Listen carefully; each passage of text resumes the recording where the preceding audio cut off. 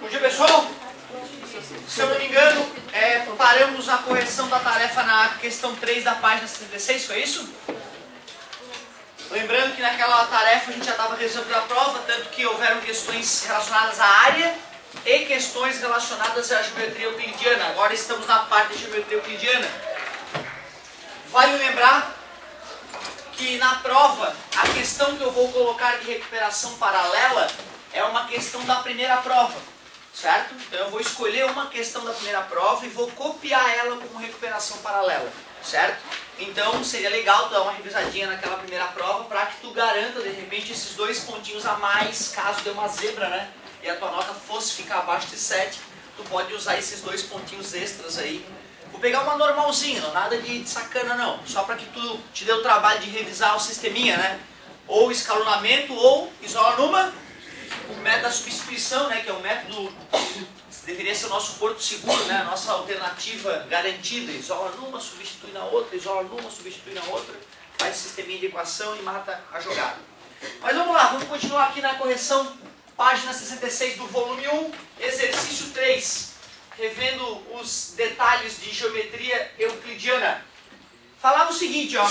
Considere as sentenças que seguem. 1. Se 2 planos têm um ponto em comum, então terão também outro ponto comum, distinto do primeiro.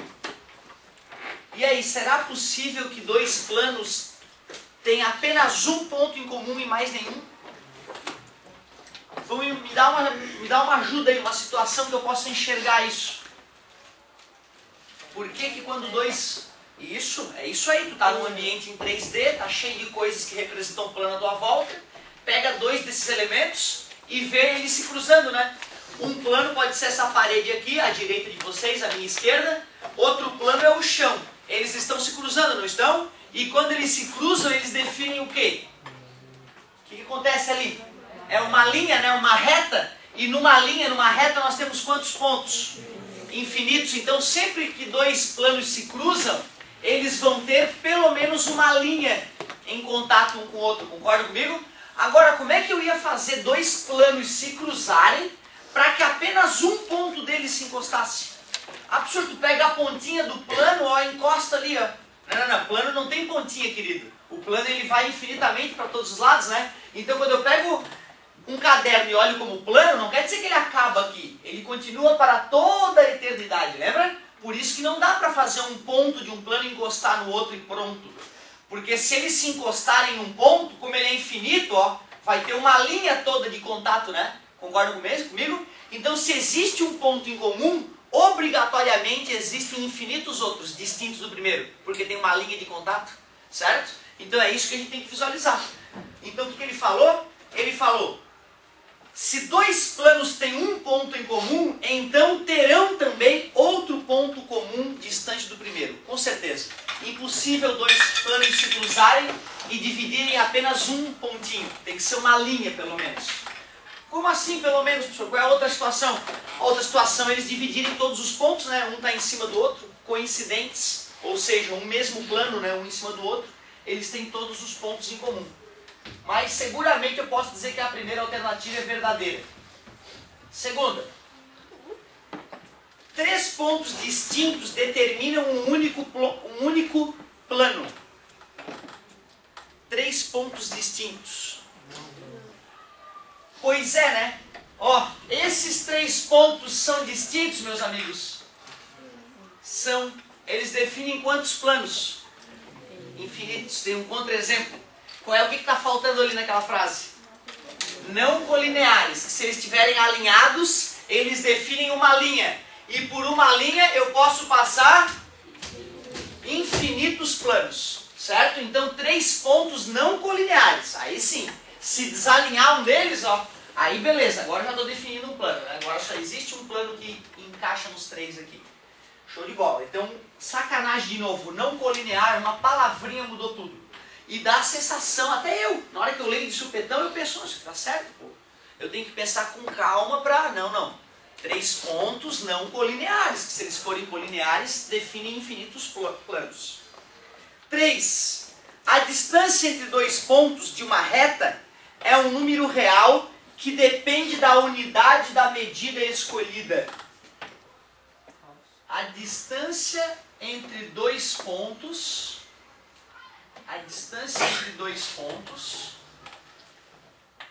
de uma reta é um número real que depende da unidade de medida escolhida. É falso a distância infinita? Como? É falso a distância infinita?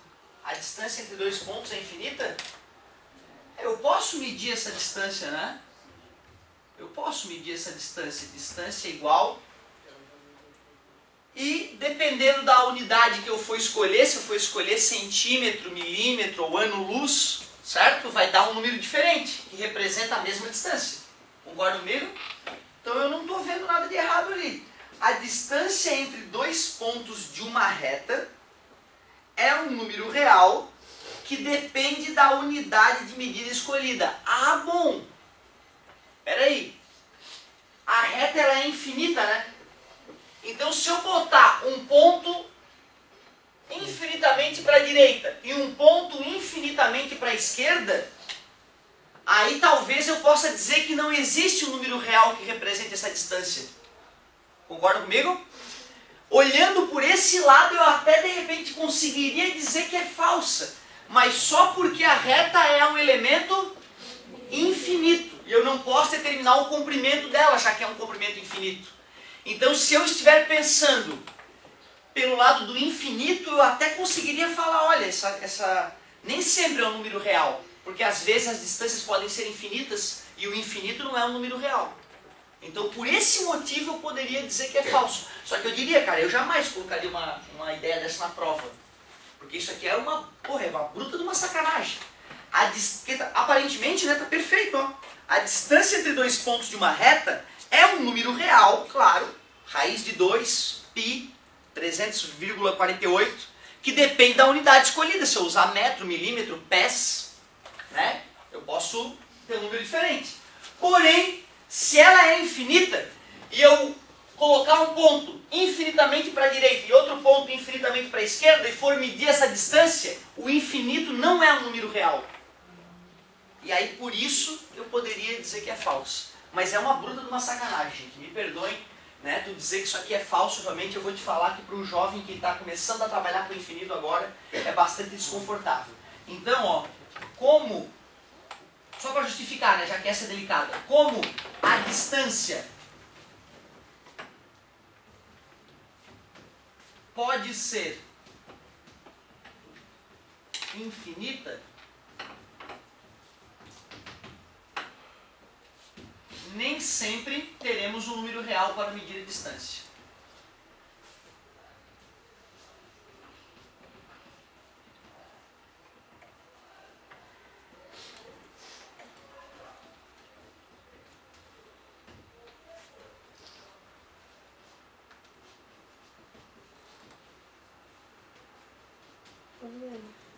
Abre a janela. Então, assim como ontem, algumas questões de geometria euclidiana, que tudo por enquanto era muito simples, né, ficaram muito delicadas. Então, por que o item 3 está falso? Como a distância pode ser infinita, nem sempre teremos um número real para medir a distância. Então, o que eu estou mostrando para vocês é que essa ideia de infinito não representa um número real. E é justamente as encrencas que vão aparecer em cálculo, quando tu for para a faculdade fazer cálculo 1, 2, 3, né, 4, se for da tua área, é justamente onde dá encrenca, né, que existem vários teoremas para a gente poder sair de respostas que dariam infinito. E aí tu faz uma continha diferente, tu prova que não ia dar infinito, que ia dar um valor que dá para calcular. Muito interessante essa parte. Então não se preocupem com esse item 3, né, porque ele é realmente um pouco filosófico, mas é o que nós temos na questão. Então, a única alternativa, apenas a 1 é verdadeira. A letra E. Questão muito delicada em função do item 3. O 2 ali tinha uma pegadinha, mas não era tão terrível. Show de bola. Questão 4, é da página toda que eu pedi, né? Questão 4. Classifique as proporções a seguir em verdadeira ou falsa. Justifique as falsas. Letra A. Para uma dada reta, para uma reta seja perpendicular a um plano, né, para que uma reta seja perpendicular a um plano, ela deve ter perpendicular, ela deve ser, meu Deus, não tem problema. Ela deve ser perpendicular a duas retas concorrentes do plano. Se nós formos ver as condições de perpendicularidade que a gente viu, né, entre reta e plano, era isso, né? Aquele ali é um plano. Aqui eu tenho uma reta. Para que esta reta seja perpendicular àquele plano, ela tem que estar numa disposição tal que existam pelo menos duas daquele que sejam perpendiculares a esse. Concorda comigo? Aí pode imaginar duas retas quaisquer lá, ó. Nessa posição em que essa reta está, se eu aproximar do plano, vai dar de perceber que qualquer reta que estava presente naquele plano, ao se cruzar com essa minha, vai fazer 90 graus. Pega outra daquele plano, essa aqui. Está fazendo 90 graus, né? Certo? Então tem que ter pelo menos duas retas do plano que sejam perpendicular à reta que está fora dele para garantir a perpendicularidade. Certo? E aí nós vimos que tem três maneiras distintas de falar isso, né? E aí que vem uns detalhezinhos que pode deixar o aluno meio chateado. Que aí é pela formalidade da matemática. Alguém lembra quais são as três maneiras de garantir a perpendicularidade? Entre plano e reta? Ou tem duas retas que são perpendiculares a essa, ou tem uma que é perpendicular e outra que é ortogonal, ou tem duas que são ortogonais. Dá no mesmo, né, cara? Porque perpendicular e ortogonal, ambas não fazem 90 graus, só que uma encosta e a outra não encosta. Então tu vê, é bobagem, basta que tenham duas retas naquele plano que façam 90 graus com essa. Agora, se elas vão ser perpendiculares ou ortogonais, tanto faz, beleza? Então, voltando ao item. Para que uma reta seja perpendicular a um plano, ela deve ser perpendicular a duas retas concorrentes do plano. É uma das possibilidades, tem duas retas concorrentes lá, elas se cruzam, lá naquele plano. Se uma reta é perpendicular a uma delas, automaticamente vai ser perpendicular a outra, né? Com certeza. É isso aí. Professor, teria como ser perpendicular a apenas uma delas? Tem, né? Só que aí não vai ser perpendicular ao plano. Tens que imaginar um plano, tens que imaginar, para pegar o quadro aqui que está bem prático, ó. Duas retas perpendiculares concorrentes no plano. Uma outra reta vem e cruza com essas aqui fazendo 90 graus. É garantia de que essa reta seja perpendicular ao quadro. Concorda comigo? Agora imagina essa reta aqui, ó. Tu concorda que essa reta pode encaixar nessa aqui de forma que faça 90 graus aqui, ó? Concorda comigo? Agora, essa reta é perpendicular ao quadro? Não, né? Até porque ela só faz 90 graus com essa outra não, né? Certo? Então eu tenho que trazer a reta nessa posição. Aí sim, como ela é perpendicular às duas retas que se cruzam, ela é obrigatoriamente perpendicular ao plano. Mas tu viu por que tem que ser duas? Porque dá para tu encaixar uma de forma que só seja perpendicular a uma reta e a nenhuma outra. Certo? Por isso que a gente tem que garantir a perpendicularidade entre duas retas do plano. Ficou verdadeira a primeira. Letra B. Para que uma reta seja perpendicular a um plano, ela deve ser perpendicular a uma reta do plano. Acabamos de ver que é falso, tem que ser duas para garantir a perpendicularidade. Pois pode ocorrer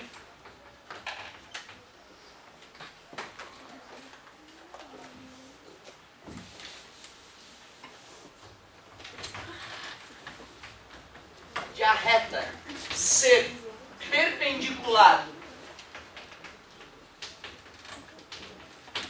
a apenas uma reta do plano, mas oblíqua ao plano.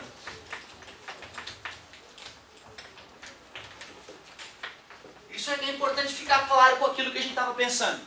Falso, pois pode ocorrer de a reta ser perpendicular a apenas uma reta do plano, mas oblíqua ao plano.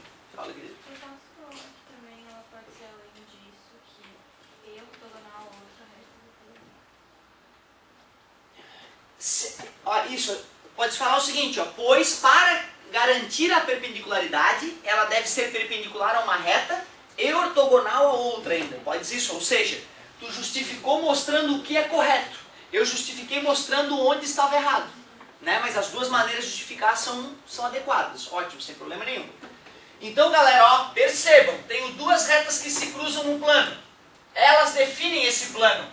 Se eu encaixar uma reta de forma que ela, ó, aqui por exemplo, essa mesma reta aqui, ó, ela faz 90 graus com essa aqui, né? Mas ela faz 90 graus com essa? Não. Então fazer 90 graus com apenas uma reta é garantia de perpendicularidade? Não. E olha só, eu posso girar ela pra cá, né? Tirar ela um pouquinho aqui, ó. Ela continua fazendo 90 graus com só uma, não adianta. Só que aí eu vou girando ela, girando. Na hora que ela chega nessa posição, ela faz 90 graus com essa, mas é ortogonal a essa também, né? Concorda comigo? E aí agora eu garanti que esta reta é perpendicular ao plano, certo? E tu vê uma visualizaçãozinha espacial ali que pode incomodar alguns, certo? Então, por isso é importante a justificativa ali. Letra C. Depois ele fala o seguinte: dois planos são perpendiculares quando uma reta de um deles é perpendicular a uma reta do outro. E aí, será que isso basta? Uma reta de um ser perpendicular a uma reta do outro basta? Acabamos de ver que reta já não é suficiente, né? Então o plano também não deve ser suficiente. Vamos pensar. Tem um plano aqui nessas duas retas. Beleza? Tem um plano naquelas duas retas ali, que é o próprio quadro. Pode imaginar o próprio quadro encostando naquelas duas retas. Eu posso pegar essa reta aqui, né? Eu posso pegar essa reta aqui fazendo 90 graus só com uma delas. Concorda comigo? Eu posso encaixar quantos planos nessa? Infinitos, né? Posso encaixar plano aqui, aqui, aqui. Esse plano aqui, ó, ele está fazendo que ângulo com aquela reta lá? Com aquele outro plano ali que é o quadro? É 90 graus?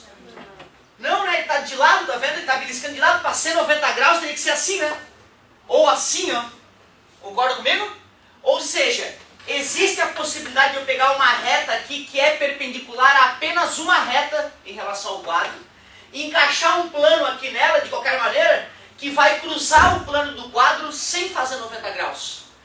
Agora, se essa reta fizer 90 graus com duas retas do quadro, concorda comigo? Agora ela vai ficar nessa posição. Agora tu concorda que qualquer plano que eu encaixar nessa reta, este plano também vai fazer 90 graus com o plano do quadro? Ou seja, a condição de perpendicularidade entre plano e reta é muito parecido com entre plano e plano. Concorda comigo?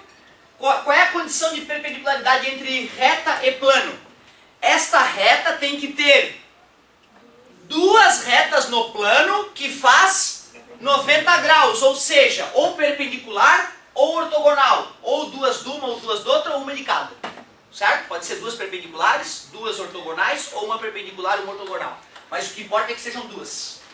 Se o plano agora vai ser comparado com outro plano, eu vou usar uma reta para ver se está fechando. Se esse plano está encaixado na reta. Então primeiro eu tenho que imaginar uma reta que seja perpendicular, não só uma, mas sim a duas. Esta reta é perpendicular a duas retas daquele plano ali. Então eu garanto que esta reta é perpendicular. Fechou. Duas. Agora quantos planos eu posso encaixar aqui? Infinitos. Tudo bem para vocês? Vocês conseguem imaginar uma lâmina aqui passando no meu braço? É um plano, não é isso? Outra aqui vertical. Independentemente de como eu passo esse plano, vocês concordam que esse plano vai estar cortando a parede ali de trás com 90 graus? Então a condição de perpendicularidade para plano e reta é basicamente a mesma entre plano e plano. Para que dois planos sejam perpendiculares, um desses planos tem que ter uma reta, e esta reta tem que ser perpendicular ou ortogonal a duas retas do outro plano. É importante que fique claro isso, galera. De novo. Qual é a condição de perpendicularidade entre dois planos? Um dos planos tem que ter uma reta, conter uma reta, e esta reta deste primeiro plano tem que ter duas, pelo menos duas retas perpendiculares ou ortogonais no outro plano. Aí tu garante a perpendicularidade, certo? Bem delicado essa passagem aqui. Então ficou falso ou verdadeiro quando ele falou que dois planos são perpendiculares quando uma reta de um deles é perpendicular a uma reta do outro. Falso, porque é necessário que uma reta de um deles seja perpendicular ou ortogonal a duas retas do outro. Falso, pois a perpendicularidade só fica garantida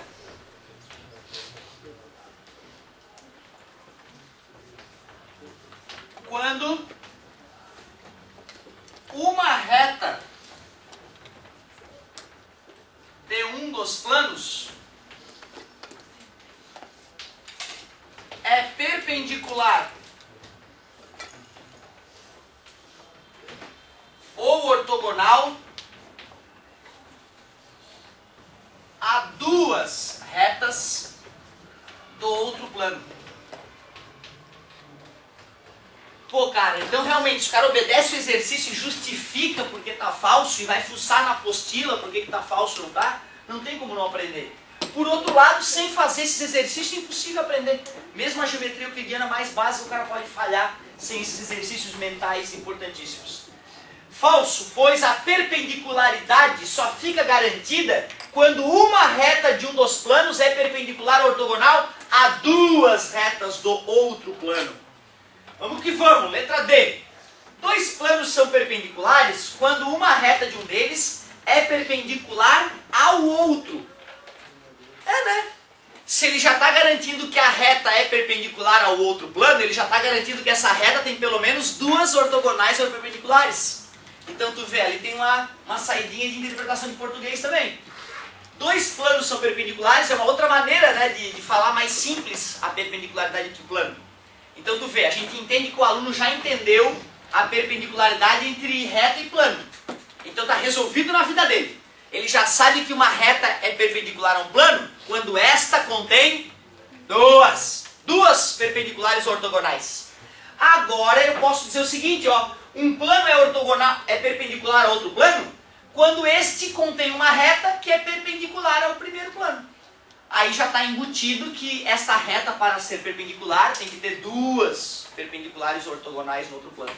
Beleza, então dá para dizer que é verdadeiro. Vou fazer aqui, já que é verdadeiro, não precisa justificar. Letra E. Se duas retas distintas de dois planos distintos são paralelas entre si, então os planos são paralelos. Essa aí é legal também. Se duas retas distintas de dois planos distintos são paralelas entre si, então os planos são paralelos. Não adianta tu ir só para a teoria, tem que imaginar. Tens que imaginar as duas retas paralelas e tens que tentar mentalmente traçar planos que não sejam paralelos, fazer um contra-exemplo. Porque fazer o exemplo é fácil. Imaginou duas retas paralelas e imagina dois planos aqui, ó. Não é? Ah, então é verdade. Não, mas peraí, cara. Tu imaginou o que ele pediu. Tenta imaginar o contrário para ver se tem um contra-exemplo. Duas retas paralelas, tá vendo? Tem como imaginar dois planos que passam por elas que não são paralelos? Por uma reta passam quantos planos? Infinitos. Então um tu bota aqui, ó. E o outro tu bota assim, assim, assim, assim. Só vai ter esse que é paralelo, né? Tem infinitos outros que vão cruzar. Concorda comigo? Então tu vê, é só dar uma viajadinha, imaginar um pouquinho, ser um pouquinho criativo, que a gente consegue perceber que é falso. Letra E, falso. Pois, por uma reta, passam infinitos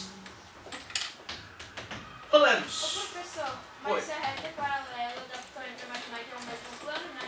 Além de poder passar o mesmo plano, tem esse outro contra-exemplo. Parabéns. É isso aí. Pois por uma reta passam infinitos planos. E por duas retas paralelas passam também infinitos planos.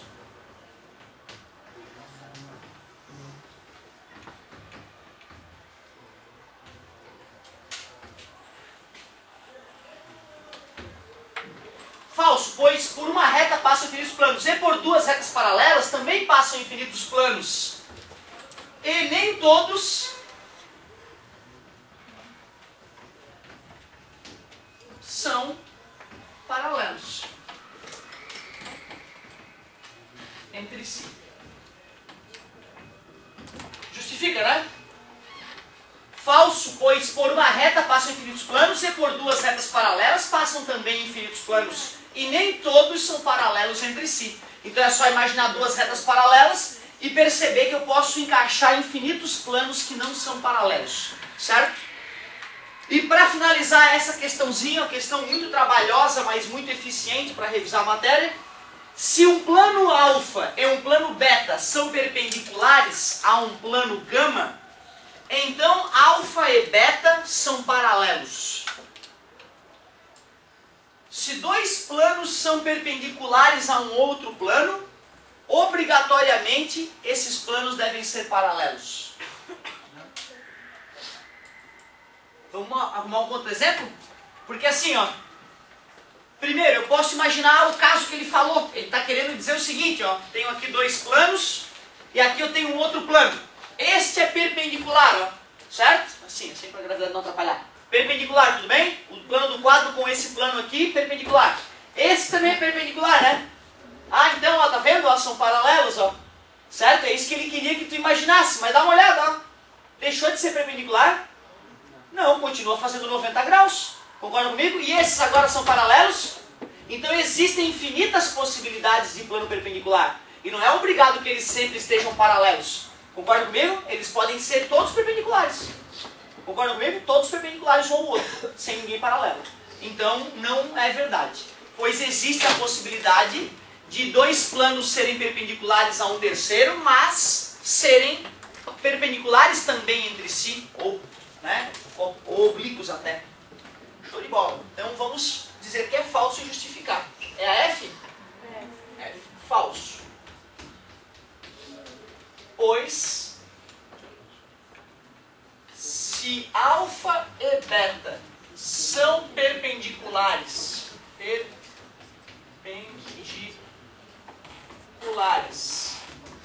a gama não garante a perpendicularidade entre alfa e beta.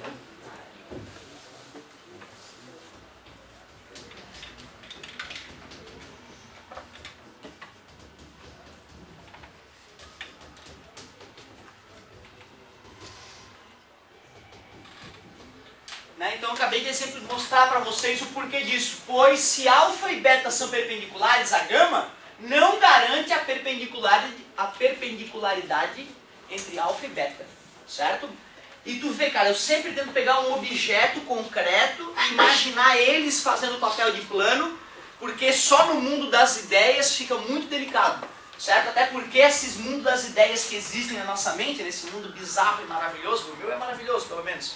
Tem um lado ruim, às vezes, a gente imaginar coisas não tão boas, né? Mas eu me divirto bastante com as minhas criações mentais. Acredito que vocês façam o mesmo, né? Os jovens são especialistas nisso. Só que lembrar que essas coisas que passam na nossa mente, que é muito legal isso, né? Que tu pode fazer o que tu quiser dentro da mente. Né? Eu lembro que, porra, né, eu estudei em escola pública até uma certa etapa, então o cara tinha que baixar a cabeça, né, cara? Tem os caras lá que eram do mal, e não adianta, o cara baixa a cabeça, e o bom, uma coisa que me satisfazia nessa hora, é que internamente eu podia fazer o que eu quiser. Então, enquanto o cara era grosso ou não podia fazer nada, internamente eu estava mandando eles... Entendeu? E aí aquilo, de certa forma, me deixava tranquilo, quando eu lembrava que mentalmente a gente pode tudo, né? E agora, cara, vale a pena lembrar que todas essas criações mentais que nós temos vieram do nosso convívio com a realidade.